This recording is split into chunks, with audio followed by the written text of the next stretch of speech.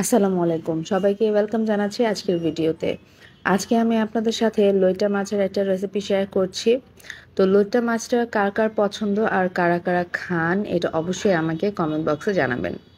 তো লইট্টা মাছের আজকে একদম ঝুরি করে আমি ভুনা করছি। তো সেজন্য লইট্টা মাছটাকে আমি আগে ভালো করে কিছুক্ষণ ধুয়ে নিয়ে এর মধ্যে লবণ দিয়ে ভালো করে মাখিয়ে প্রায় 10-15 মিনিটের জন্য রেখে দিচ্ছি। রেখে দিয়ে তারপর এটাকে আমি ভালো করে ধুয়ে নিচ্ছি। যতক্ষণ পর্যন্ত না পরিষ্কার পানি বের হচ্ছে এটাকে ভালো করে ধুয়ে নিতে হবে। লইট্টা মাছের আরেকটা সমস্যা হচ্ছে লইট্টা মাছ থেকে প্রচুর পরিমাণে পানি ওঠে, তো সেজন্য ধোয়ার পর ভালো করে চিপড়িয়ে তারপর মাছটাকে উঠিয়ে নিতে হবে। তারপরও মাছ থেকে পানি বের হবে। তো মাছটাকে ভালো করে ধুয়ে নিয়ে এর মধ্যে লবণ আর হলুদ দিয়ে আমি ঢেকে মিডিয়াম ফ্লেমে আমি মাছটাকে একটু সেদ্ধ করে নিচ্ছি। দেখুন কতটা পানি বের হয়েছে, আমি কিন্তু এখানে কোনো পানিই অ্যাড করিনি। তো এটা যে পর্যন্ত সেদ্ধ না হচ্ছে ওই পর্যন্ত আমি এটাকে একটু রান্না করে নিব, মানে ভাপে সেদ্ধ করে নিব। কারণ আমি এখান থেকে কাঁটাগুলো সরিয়ে নিব। যেহেতু ঝুড়ো বলেছি, তো কাটা কাটা থাকলে তো আর এটা খেতে ভালো লাগবে না। সেজন্য ভালো করে সেদ্ধ করে নিয়ে এর থেকে আমি কাঁটাগুলো সব আলাদা করে নিচ্ছি। কাঁটাগুলো বাছতে বাছতে একটা রিকোয়েস্ট, আমার ভিডিওগুলো যদি আপনাদের কাছে একটু হলেও ভালো লাগে তাহলে অবশ্যই আমার পেজটাকে সাপোর্ট করবেন, ফলো করবেন, আর ভিডিওগুলোতে লাইক কমেন্ট করবেন, আর যদি ভালো লাগে তাহলে অবশ্যই শেয়ার করে দিবেন। কাঁটাগুলো বেছে নিয়ে এবার চলে যাচ্ছি মেন প্রসেসে। তো প্রথমে হচ্ছে হাঁড়ির মধ্যে আমি এখানে তেল দিয়ে দিয়েছি প্রায় হাফ কাপের থেকে একটু বেশি।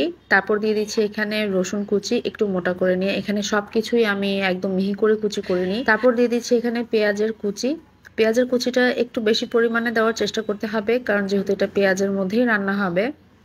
আর প্রায় এক কাপের থেকে একটু কম পেঁয়াজ এখানে আমি দিয়েছি, আর সাথে দিয়ে দিচ্ছি হচ্ছে কাঁচামরিচ। কাঁচামরিচটা আমি এখানে 4 ফালি করে নিয়েছি। এবার এই সব কিছুকে একটু ভালো করে আমি ভেজে নিচ্ছি বাদামি হওয়া পর্যন্ত। যখন পেঁয়াজগুলো একদম সুন্দর বাদামি হয়ে আসবে তখন এর মধ্যে আমি বেছে রাখা যে মাছগুলো ছিল সেই মাছগুলো অ্যাড করে দিচ্ছি। মাছগুলোকে দিয়ে আবার একটু নাড়াচাড়া করে মাছের কড়াই থেকে একটু পানি আমি অ্যাড করে দিব। পানিটা দেওয়ার কারণ হচ্ছে যেন মাছগুলো বেশি ভাজা ভাজা না হয়ে যায় আর একদম শক্ত না হয়ে যায়, জুসি যেন থাকে, সেজন্যই আমি এখানে পানিটা দিয়েছি। পানিটা দিয়ে একটু নাড়াচাড়া করে নিয়ে এর মধ্যে আমি দিয়ে দিচ্ছি যত ধরনের মশলা আমি এখানে অ্যাড করব সেই মশলাগুলো। তো মশলার মধ্যে এখানে দিচ্ছি হচ্ছে হলুদের গুঁড়া, মরিচের গুঁড়া, ধনিয়ার গুঁড়া, আর হচ্ছে লবণ, আর অবশ্যই আদা আর রসুনের পেস্ট। এখানে আদা আর রসুনের পেস্টটা একটু পরিমাণে বেশি দিবেন, কারণ লইট্টা মাছের মধ্যে একটা আলাদা একটা গন্ধ থাকে, সেই গন্ধটা আদা রসুনের কারণে সরে যাবে।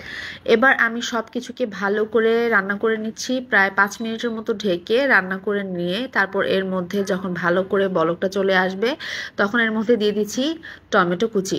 টমেটো কুচিটা এখানে আপনারা অপশনাল হিসেবেও রাখতে পারেন, না দিলে কোনো সমস্যা নাই, কিন্তু দিলে টেস্ট খুবই ভালো আসে। টমেটোটা দেওয়ার পর আমি এই লইট্টা মাছটাকে রান্না করে নিব আরও 5 থেকে 10 মিনিটের মতো। এর মাঝে যখন দেখবেন যে পানি একদম শুকিয়ে গেছে আর একদম ভাজা ভাজা হয়ে এসেছে তখনই এটা সার্ভের জন্য একদম রেডি হয়ে যাবে। যেই আপুরা এখনো পর্যন্ত এভাবে লইট্টা মাছ রান্না করে দেখেননি তারা অবশ্যই একবার হলেও এটা ট্রাই করে দেখবেন। আমি জানি অবশ্যই আপনারাও এটার প্রতি ফ্যান হয়ে যাবেন যেমনটা আমি হয়েছি।